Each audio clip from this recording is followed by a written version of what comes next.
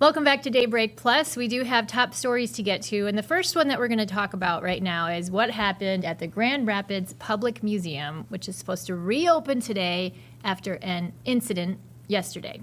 Yeah, it was kind of a mystery to us yesterday. They didn't say a whole lot about what was going on, but then we get new details today, and we find out that they actually found some very interesting items, small pills of nitroglycerin, bandages containing picric acid in one of their displays. It was in a climate-controlled environment, an old drugstore setup. Rudell's Drugs, which if you've been to the old streets of Grand Rapids, they do have really cool displays in there, and it looks just like it did back in the 1800s when they had that drugstore open, and they have all the stuff in there from that time too. They closed up out of an abundance of caution and scheduled to be open again at 9 o'clock this morning. And So what you don't see behind the scenes when we're doing Daybreak in the studio is Tom Hillen going, Tom's takes, Tom's 2 cents. My 2 cents. I have thoughts, I have things to say. He does. He has questions. I have questions. So it's always funny to us when we go to a commercial break because Tom's like, what? Why did this happen? How? 30 years? Yeah. The public museum, this branch, this location, opened back in 1994. Now, I don't know if the old streets of Grand Rapids were there back in 1994. I think it was original to when the museum opened. So conceivably, these items have been sitting in there for 30 plus years. So all of a sudden, we just discovered them yesterday? I just have questions. What was happening? What was this routine checkup that all of a sudden... 1969 is when Rudell, just to answer your question, Tom, when Rudell Drugstore closed, the entire interior of the building was disassembled and shipped to Grand Rapids. Yeah, for the from public. Sault Ste. Marie. So yeah, 69. So yeah. But this museum opened in 1994. This current location. But in terms of how long those drugs have been sitting somewhere. And somewhere. So like all of a sudden, just like yesterday, 30, 40, 50, whatever, however many years. So what's your question? So why did it take them so long? Well, that's a good question. They'll have to answer that. Can't. Sorry, I've got to clear my throat Certainly here. can't answer that. But yeah, you had other wonder. questions though, right? Like. Well, why did they have to shut down?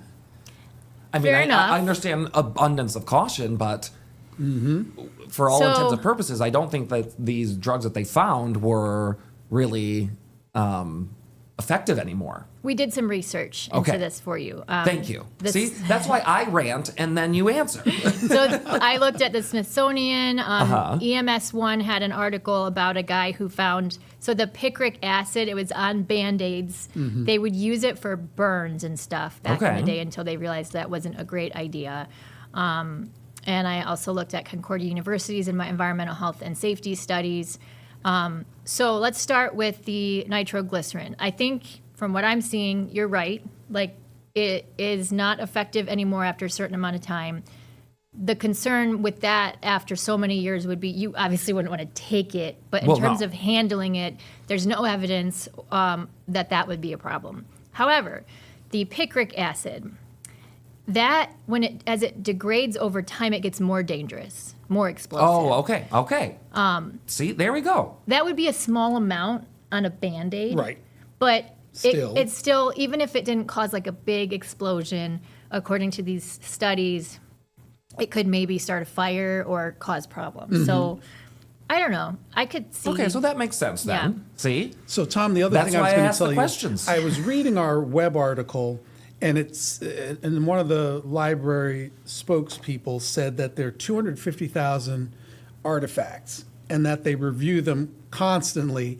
And it just so happened Wednesday was the day they were reviewing the picric this acid particular bandages display. And so that led to the closure. I guess that's why they do things like that periodically to just find to it. make sure. It just when the story came out yesterday, I'm like I have so many questions. I have questions. I have so many questions. So I'm glad that you were able to answer them We will do the research me. for you, Tom. I love it. Yeah, I learned stuff about picric. I've never I even didn't heard know of what that picric is. acid. Well, Right. that's the before. one thing about this job. We learn something new pretty much every day. Yeah, Every day. That is my I favorite know. Little thing nuggets about of this job. information. You're reading articles about things you've never heard of before.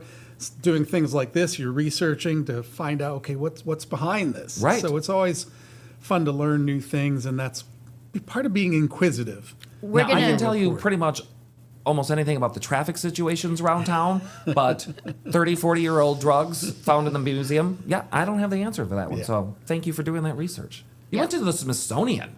I did. I mean, For I was just answers. looking. Deep I dive. wanted to make sure it was something reliable and not Right. just some random guy on Reddit, you know.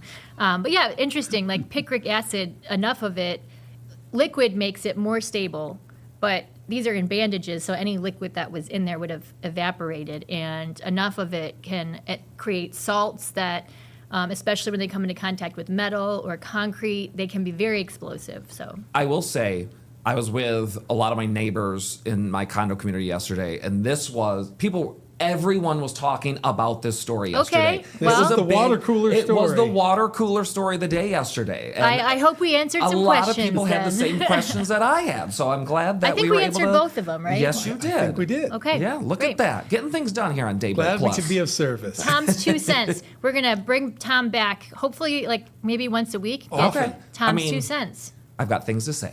Yeah, we like it. and we want to hear it. We're gonna let Tom go, and we're gonna talk about our other top stories.